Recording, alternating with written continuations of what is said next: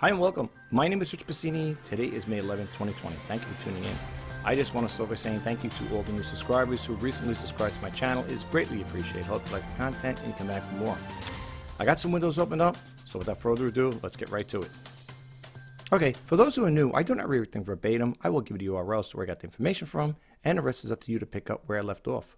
The next two windows are going to be from Terapeak, so let me give you the URL. It's www.terapeak.com.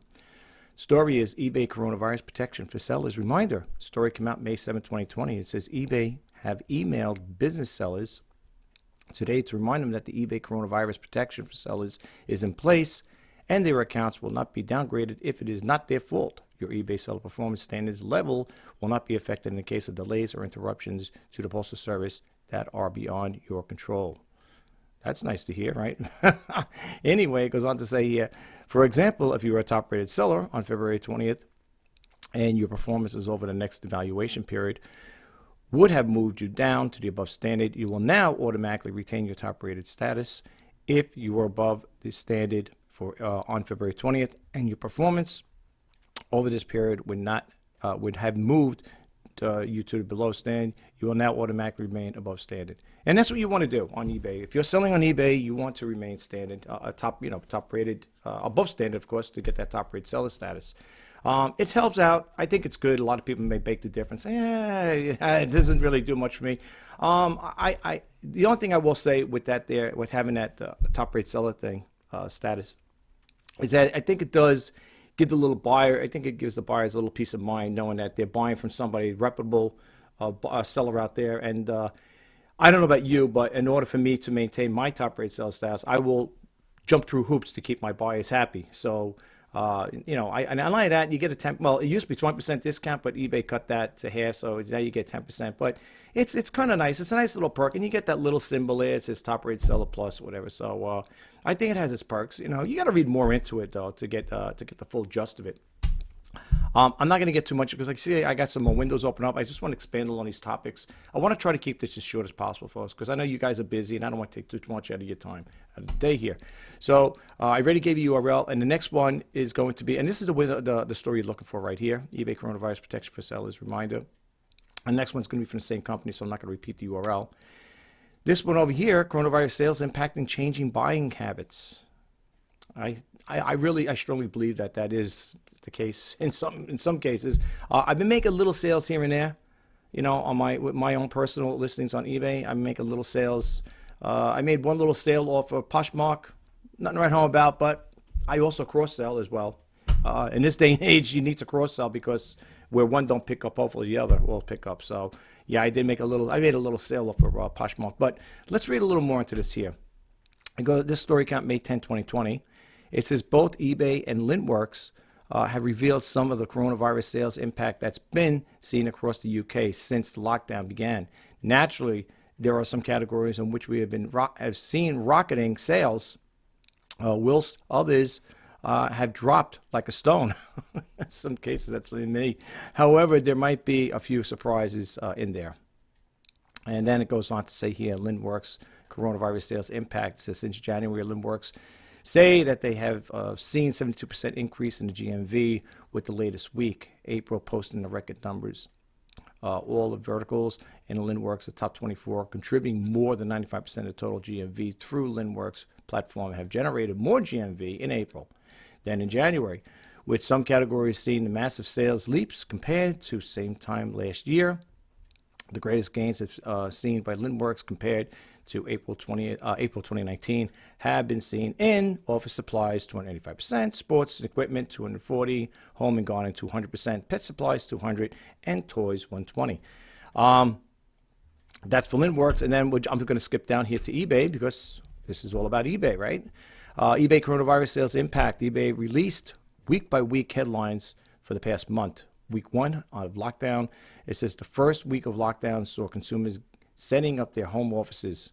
Cardio machine purchases 212%, computer monitors 107%, laptop stands 313%, and felt tip pens, wow, 1,446%. Okay. All right, week 2 lockdown. I'm not gonna read all of them. I'm just gonna read the things there for the week 2 lockdown. Baking tins, excuse me. All right, sex toys. Okay, well we won't go there. Fancy dress, dumbbells. Week 3 lockdown. Swimming pools, hot tubs. Well, it's telling you percentage there. I'm not gonna give you a percentage. You can see it yourself. Barbecues, plant seeds, and bulbs. Week 4 lockdown. Alcohol, brewing, and winemaking. Paint, drills, sewing machines.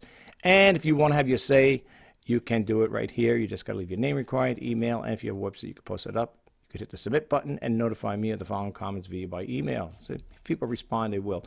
And again, I don't know if I stated it in the beginning here.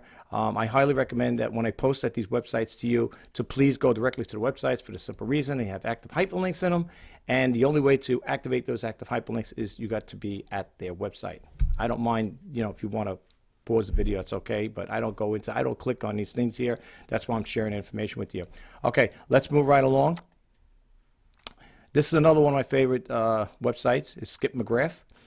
He's an Amazon seller, of course. He was eBay, but I think he pushed more towards Amazon. I thought I read a story like that once before with Skip. Great guy. I found out about him from eBay Radio, but eBay Radio is long gone now. So I don't know if he still makes not appearances, but calls up on the eBay for Business podcast. I don't know.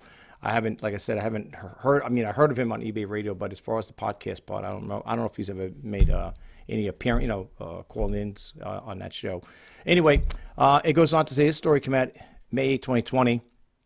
It goes on here, sellers, be very careful selling health and medical supplies. Let's read a little more into it. It says, almost every day I get an email from a seller who has had problems with health-related products. This applies to a broad range of products, not all on which may be connected with the coronavirus. And it goes on to say, sellers, be very careful, with medical supplies. There are 3 big reasons for this.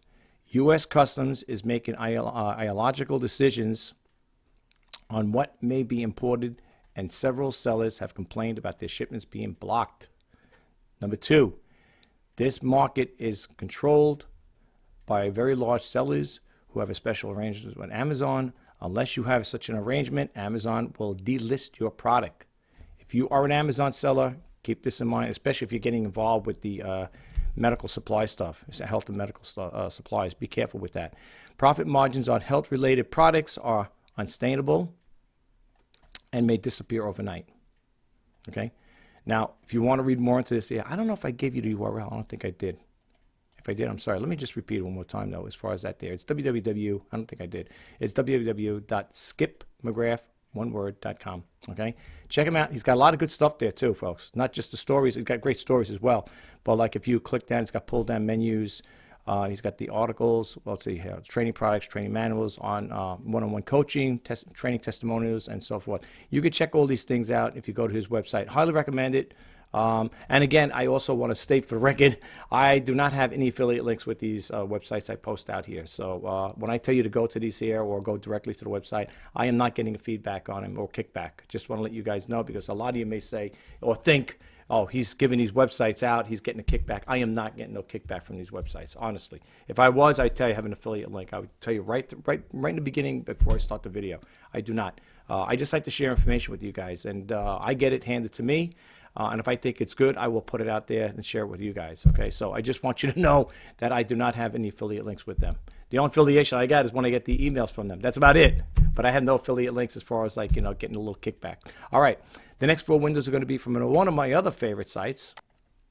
Yes, I guess you guys guessed it. It's e-commerce bytes. I love it. Well, it's one of my favorite ones. So let me give you these next 4 windows are going to be from e-commerce bytes. It's www.ecommercebytes.com. This story here came out May 10th, 2020. How eBay buyers can avoid problem sellers.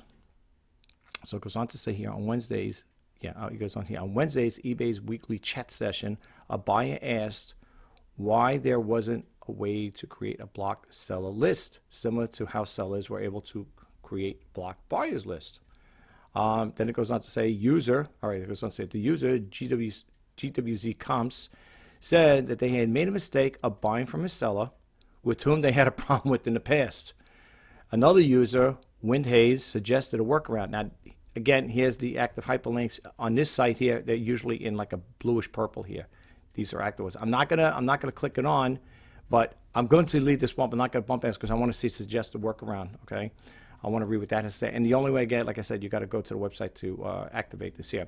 So anyway, just recapping that, it says another user, Windhay, suggested a workaround to make their buyer account a selling account as well, which would give them a blocked buyer list, okay?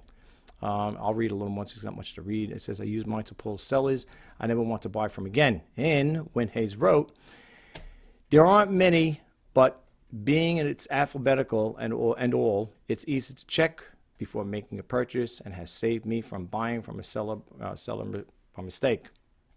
It says we are cautious what other eBay users think about the concept of using a block bidder list as the way to keep track of problem sellers. As a seller, would you recommend a feature that would help with disgruntled buyer and stop buying from you again? Well, I'll be honest with you. I've been on eBay for over 20 years. I never really blocked anybody, to be truthful. I don't know. To me, I just don't believe in it. I don't think I'm not saying it's the right thing or the wrong thing to do, but that's totally your discretion. I don't block sellers. You know, the reason why I don't do it is because I had a quick story really fast. I had a buyer one time made a purchase for me, and I don't know, for some reason I guess I was in a good mood or very, very patient. My patience didn't run dry with this particular buyer. But for some reason, the buyer took a lot longer to make the purchase of this item, and I sent a couple of invoices, and I also contacted them by eBay messaging to find out, hey, what's going on here? Do you want the item or not? And the buyer never got back to me, and when they eventually did, they apologized. They said, they had an accident and they were laid up in a hospital, and I said, okay, don't worry about it. They said, we still want to buy the item. I said, okay, that's no problem, because they still made the commitment. If, on the other hand, after all of that, they didn't, then maybe it would have been a little nerve-wracking, and I would have maybe a little upset. But for the most part, I took it with with a grain of salt. I said, okay, it's possible. Things happen to people. They make a purchase and something happens. They go to the store, and maybe the person, God forbid, had an accident. And like I said, this person said they were laid up in a hospital. That's why they didn't get back to me. So I accepted it, and they did follow through with the purchase. So there was no discrepancies on their part, my part. Actually, there shouldn't be a discrepancy on their part. It should be, if anything, I should have the discrepancy with them. But there wasn't, and everything was, was fine and settled out, and it was great. The transaction went smooth, and that was it. And I didn't leave any negative feedback, and say, oh, the buyer did this, that, and the other thing. I didn't do that there. I don't believe in that, but there are people out there that may want to, go forward with that. The only thing I will say is this, just to protect yourself. All right, you're a seller. Okay, this person's a seller here. But if you're going to be a buyer, I will say this. If you're going to buy, even for myself, okay, and this applies to me as well, what I'm about to tell you. If you're going to buy from a seller, and I said this in my other videos, if you're going to buy from me, please check out my feedbacks before you make a purchase. And the reason why I say that is because I've been on some other sellers' accounts where, I might be searching for something. Let's say I'm doing a comp or something, right? And I happen to see that particular seller's listings. And I look at the feedback, and if I see it's like 96 or 97%, I say, wait a minute. That's like a light bulb that goes, it's like, hey, what is this all about? What I do when I see that, especially if it depends. I pretty much buy toner and ink cartridges for my printers, my HP printers. That's about it, really. I mean, as far as that part goes. And I will look. That's like a a telltale sign that something can't be right. If you're getting buyers, disgruntled buyers from about the seller, something's not right. So what I'll do is when I see a seller that's selling stuff, and they have a low or high feedback score, not high feedback score, low feedback score, I will click it on and I'll look and I'll see how many negatives they have. And then what I do is, not so much with the positives, because the positives are positives. I don't want to read the negatives. I want to read, why are these buyers having a bad experience with this seller? And it can be for a number of reasons. The seller sent in the wrong item. The buyer doesn't respond to emails. I asked for a refund. The buyer didn't refund me yet. Still waiting. The seller does not, respond to my email, my messaging, and so on and so forth. And when I start seeing stuff like that, it kind of like turns me off.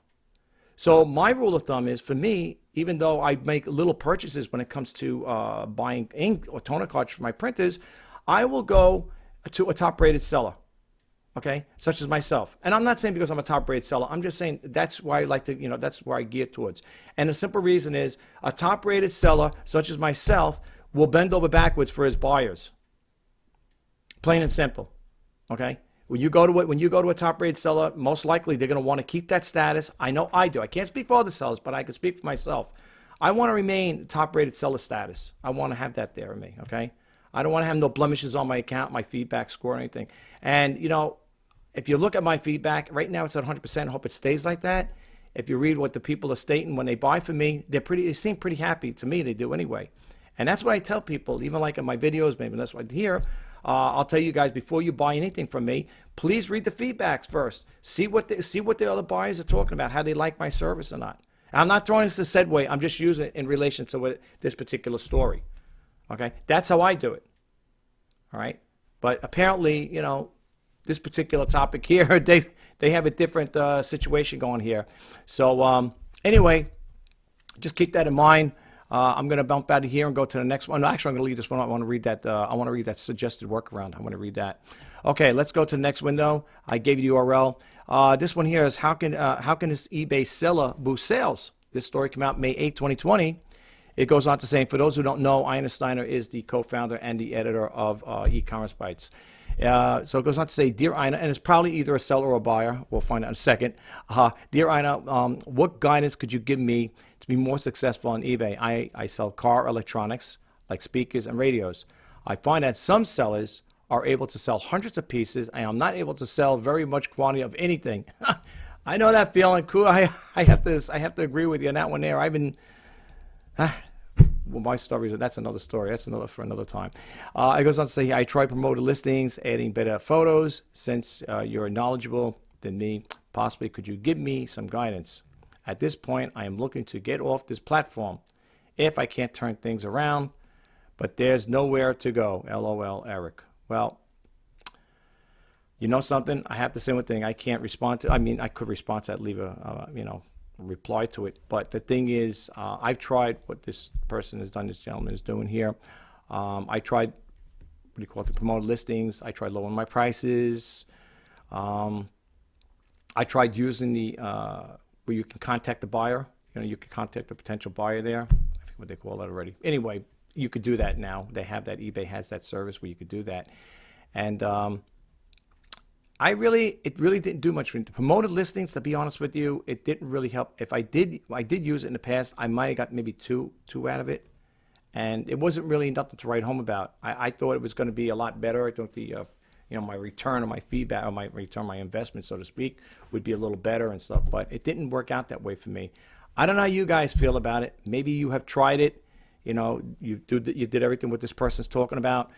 Better photos and so on and so forth. I tried all that, and I also checked out my categories to make sure my categories and my items are listed in the right categories. That could happen. If you put your item in a wrong category, it's going to show up in search properly.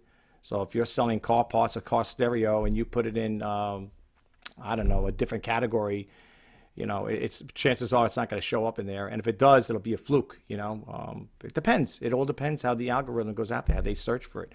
But for the most part, that's another thing too, how you set up your titles, okay? The most important thing I found in doing this here with eBay is whatever item you're selling, before I do my comps, I always do comps on it. Like if I was going to sell something, matter of fact, I got it, I think I did it yesterday, Sony, a little DVD portable player.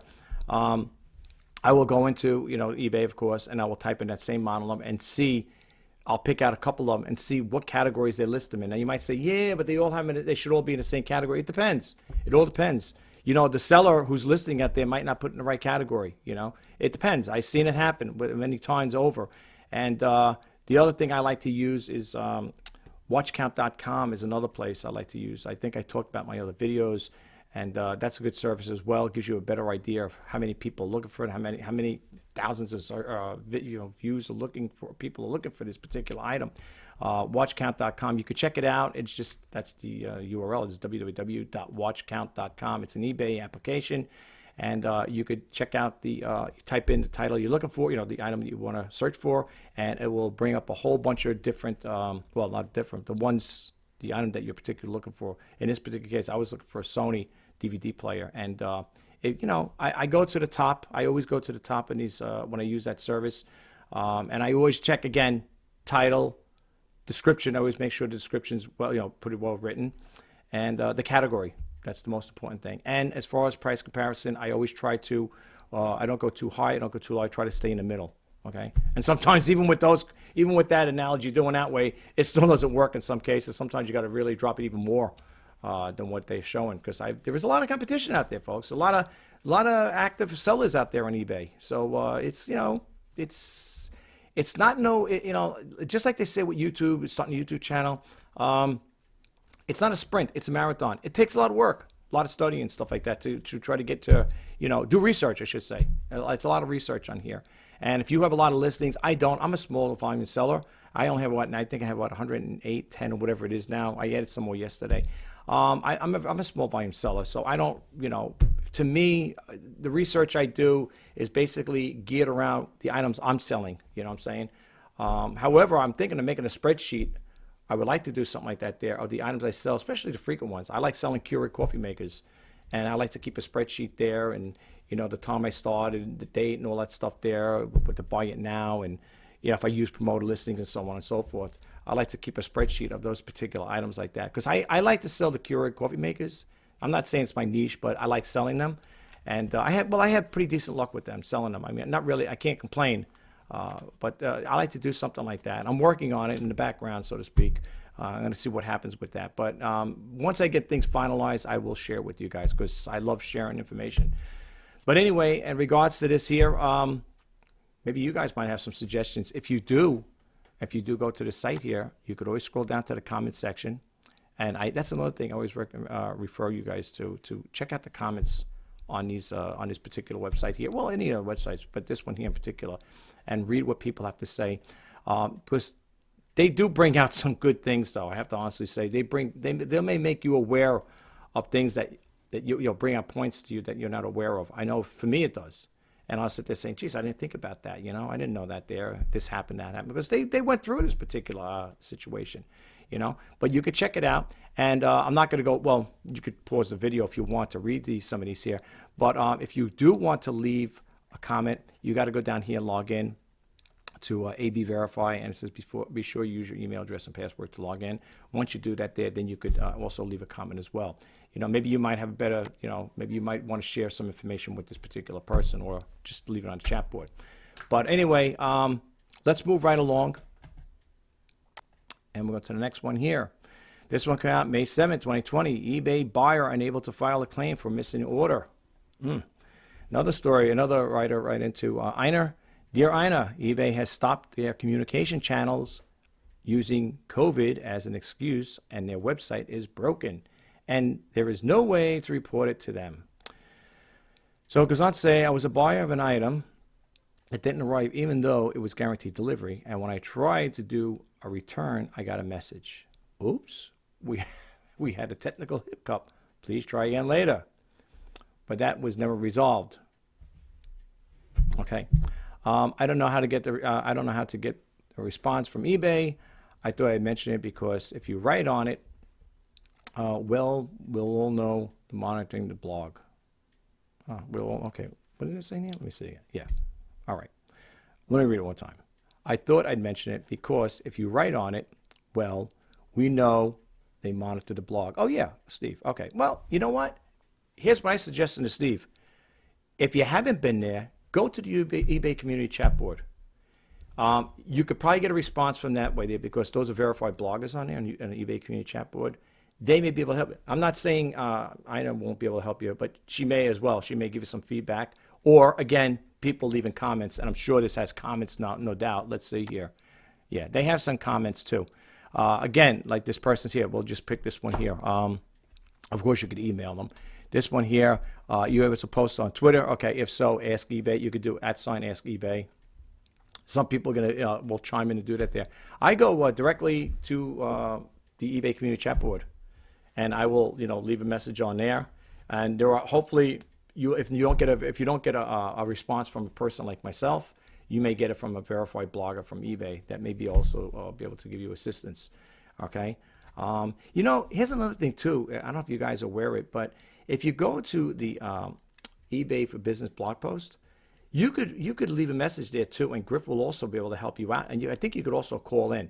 Again, I don't know if it's a live call. Like I don't know if you call in, just leave like a voicemail, and then they will put it on the show. But you guys should check it out. You go to the eBay for Business podcast, and you can contact them that way. Matter of fact, they come out tomorrow. Today is the 11th. Tomorrow they'll come out. I am not sure when it starts there. You got to check out the times, but you can pick that up from the eBay community chat board. They have the eBay for podcast there. And you could either call in or you could leave it by email, and they will answer it on the air for you. That's another way of communicating with them outside of also leaving an email. All right. I had a situation where I had to contact eBay via email, and they did get back to me. They didn't get back to me right away because a lot of them are working out of their house, as we all know. But you could do it that way as well. But yeah, I mean, I know what this. I understand what this person's saying, but I've had similar situations like that. As a matter of fact, I had to open up an unpaid item case. A person had made a purchase of wireless headphones from me, and I waited a couple of days, and I had to open up an unpaid item against the buyer. They didn't want to pay. I didn't pay. So it's been now over a week. I didn't get anything response from eBay. So I'm waiting to see what happens with that. Yeah, that's the only thing I don't understand sometimes, folks. I don't know why buyers would go out there and make a best offer, and then you accept it, and then you gotta wait.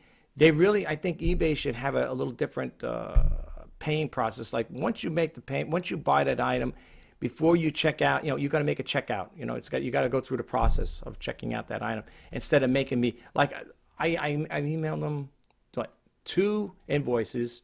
Contacted them twice by mail, messaging, eBay messaging, and the buyer never got back to me. So I said, okay, I got to do what I have to do. I got to open an unpaid item case. So I did. And I don't like doing that, folks, for the simple reason is when you do that, it leaves a little ding on their seller performance. So now they'll have that little ding on there. I tried to reach out to the buyer, but they never responded to me. I don't want to go that route because I don't think it's right. I wouldn't want nobody doing it to me.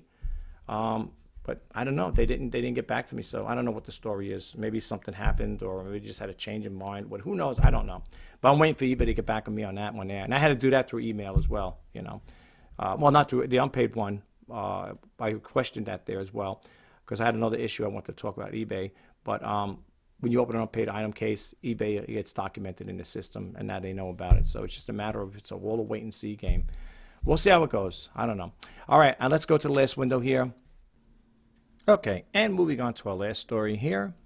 This story came out May 10, 2020. eBay adds features to Terapeak research tool. It goes on to say here, eBay has added new features to Terapeak and said it is now exclusively available in the Seller Hub on the Research tab. Access to the tool is included within eBay store subscriptions, except for the starter store level. And it goes on to say here, sellers now have access to the real-time data all in one place, including information on sold and live listings. For a more complete picture of the health of their business, eBay wrote it is now necessary to compare your listings with sold items as well as the competition currently live on the site. Terapeak started as an independent company and began licensing eBay data in 2004 to provide research tools to online sellers. eBay acquired Terapeak in December 2017 and began integrating some features into the Seller Hub.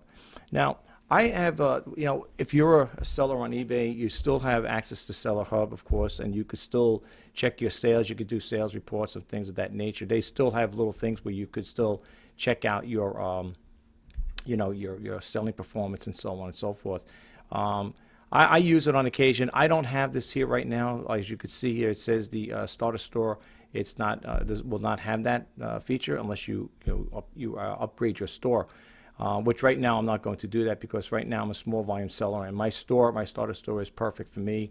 If you do it yearly, it comes out to be $4.95 a month. You get 100 free listings, and anything over that is 30 cents additional. If you go over, which I am right now, I'm over on my 100 listings, that is, and it will cost me additional 30 cents.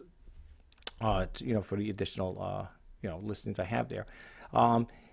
For the most part, for me, it works good. I have no complaints with it. If you do it on a yearly basis, on a month-to-month, it's $7.95 a month. So you may want to think about that. But if you are going to, thinking about selling on eBay and you want to start a store, or you're thinking about setting up a store, you might want to take advantage of eBay's free 50 listings every month, I believe it is. I don't think they changed it, but every month eBay would give you 50 free listings. And if you want to just feel the water out, basically just check it out for yourself, you could start off on a small basis like that, use the free 50 listings and see how it goes that way prior to getting into a store, even a starter store. The only reason why I have a starter store is because I do sell more than 50 items, but there was a time I was thinking about, stepping out of the store and, just take the 50 free listings and use that, just to keep me going. But again, if you're just starting out, if you're thinking about starting out, on eBay, you might want to take advantage of that as well. I'm not going to get too much into this here, folks. If you want to read more into it, you can. Actually, there's not really much more to read into it, actually. If you want to leave a comment, you're more than welcome to do that.